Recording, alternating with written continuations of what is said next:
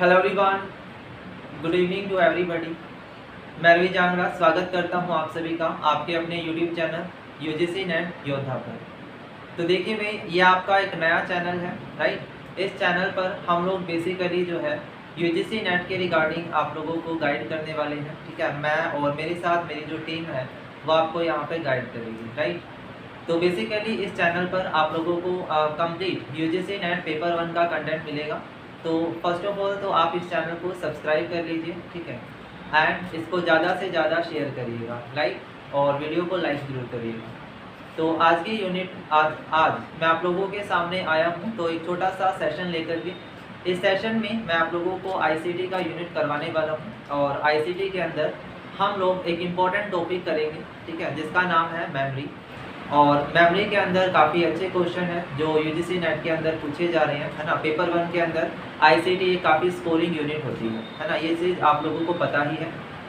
तो हम लोग आज इसमें चैप्टर को पढ़ेंगे, टॉपिक को पढ़ेंगे, ठीक है। लेकिन साथ ही साथ मैं आप लोगों को क्वेश्चंस भी करवाऊंगा।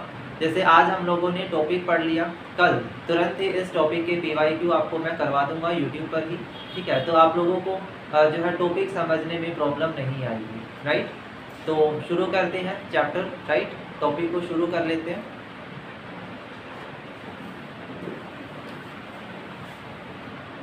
तो देखिए भाई, टॉपिक है आपका मेमोरी का।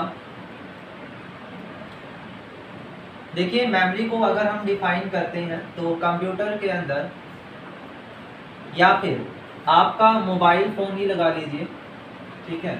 आप कंप्यूटर लगा लो या फिर एक मोबाइल फ़ोन लगा लो, उनके अंदर एक स्टोरेज कैपेसिटी होती है। ये तो आपको सभी को पता ही है ना, कि मोबाइल के अंदर या एक कंप्यूटर सिस्टम के अंदर एक स्टोरेज कैपेसिटी होती है जिसको आप मेमोरी बोलते हैं, ठीक है।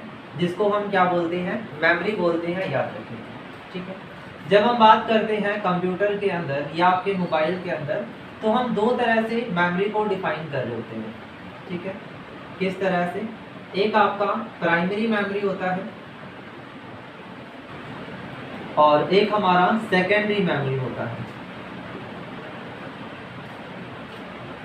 ठीक है। प्राथमिक और दूसरा आपका गौण, या फिर इसको आप द्वितीयक भी बोल सकते हैं, ठीक है जी। ये हमारे पास मेमोरी होती है। जब मैं प्राइमरी मेमोरी की बात करता हूं तो इजी लैंग्वेज में समझो कि प्राइमरी मेमोरी वो मेमोरी है जो कंप्यूटर के अंदर ऑलरेडी है। कंप्यूटर के अंदर जो ऑलरेडी स्टोर मेमोरी होती है उसको आप क्या बोलेंगे, प्राइमरी मेमोरी बोलेंगे, राइट। और जो सेकेंडरी मेमोरी है वो आपकी क्या होती है, एक्सटर्नल मेमोरी होती है। सबसे पहले ये आपकी बाहरी होती है।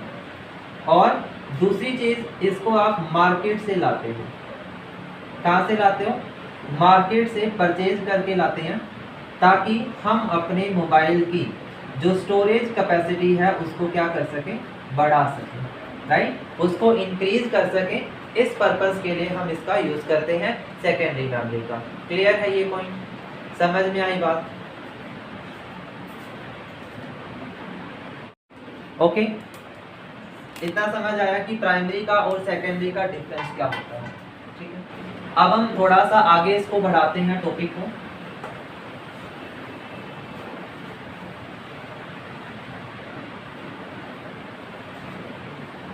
तो देखिए, टॉपिक के अंदर अगर मैं बात करूं, जो हमारी प्राइमरी मेमोरी है, जो मेरे पास प्राइमरी मेमोरी है, उसके बारे में मैंने आपको बताया कि कंप्यूटर के अंदर ऑलरेडी स्टोर्ड है। जैसे आप मोबाइल खरीदने जाते हो तो आप पूछते हो कि कितनी रैम है, कितनी रोम है ना, पूछते हैं। तो वो क्या है, मोबाइल की स्टोरेज कैपेसिटी, उसी को हम क्या बोल रहे हैं, प्राइमरी मेमोरी बोल रहे हैं, ठीक है। तो प्राइमरी मेमोरी में आपने तीन चीज़ें याद रखनी है। एक इसमें आएगा रैम, एक आपका आता है रोम, और तीसरा आपका आता है कैशे मेमोरी, ठीक है जी। क्या आता है? रैम आता है, रोम आता है और कैशे मेमोरी आती है। जब रैम की हम बात करें तो रैम की जो फुल फॉर्म है वो क्या होगी, रैंडम एक्सेस मेमोरी, रैम की फुल फॉर्म क्या है? Random access memory. और जो हमारी मोबाइल के अंदर रैम की कैपेसिटी होती है, रैम जो है वो क्या होगा, इसके अंदर हम दो तरह से इसको बांटते हैं।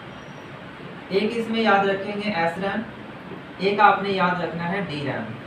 ठीक है, एस रैम की फुल फॉर्म है स्टैटिक रैंडम एक्सेस मेमोरी, और जो डी रैम है इसकी फुल फॉर्म है डायनामिक रैंडम एक्सेस मेमोरी।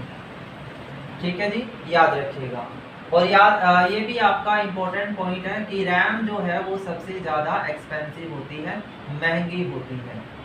ठीक है, रैम की जो है वो एक्सपेंसिव माना जाता है। एक स्टेटमेंट आपसे पूछी जा चुकी है कि इन दोनों में, रैम और रोम में कौन एक्सपेंसिव है, तो रैम ज़्यादा एक्सपेंसिव है। ठीक है, इसके अलावा रैम जो है वो आपकी स्लो वर्किंग होती है। रैम क्या है? स्लो वर्किंग है, बहुत ज़्यादा स्लोली काम करती है। इसके अलावा रैम हमारी वॉलेटाइल नेचर की है। ठीक है, कैसी है?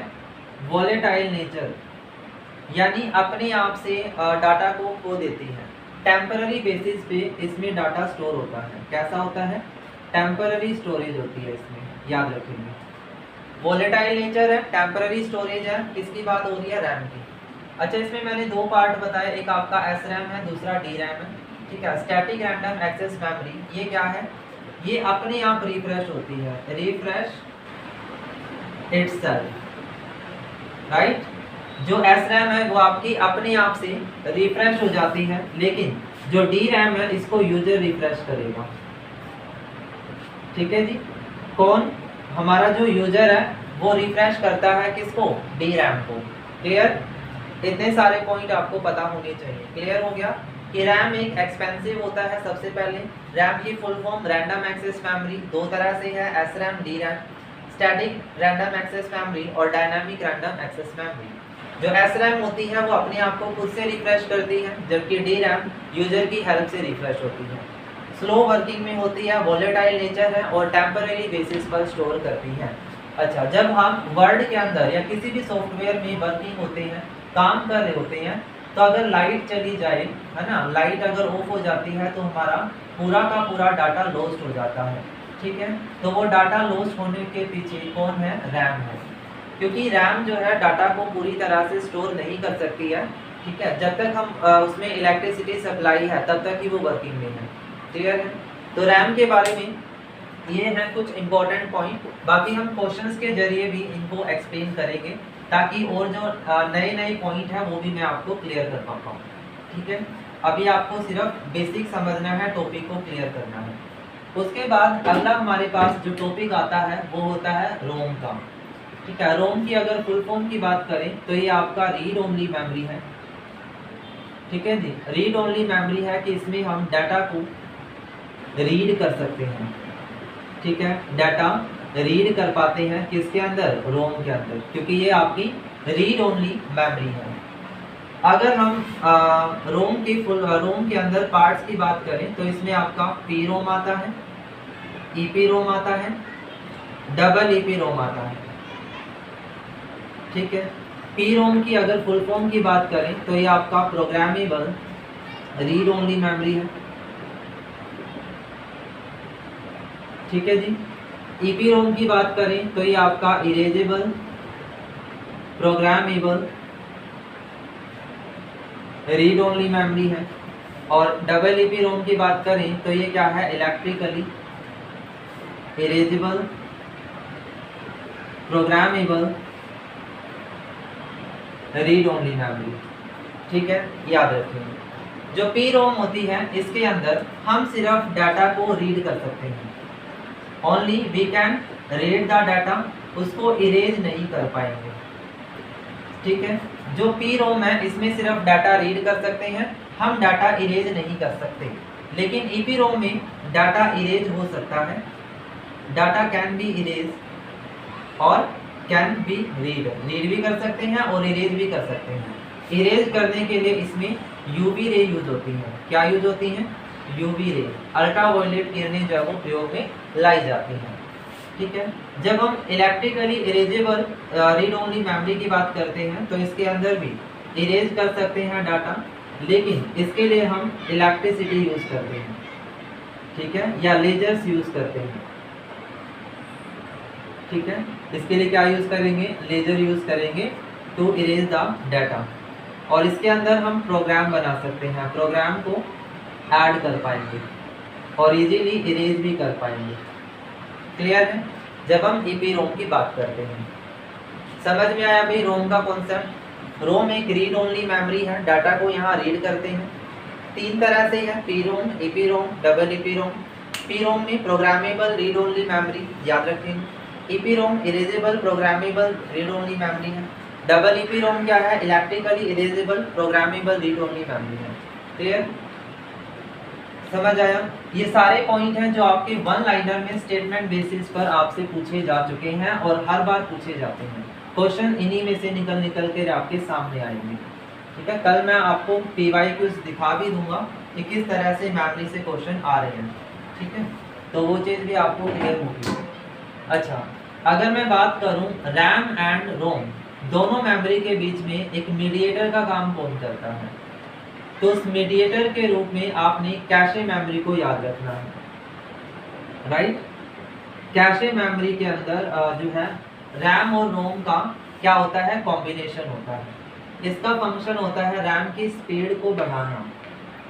रैम की स्पीड इंक्रीज करने का काम जो है, बढ़ाने का जो काम है वो किसका होएगा, हमारा कैशे मेमोरी का होगा। ठीक है, तो this is the part of memory, है ना।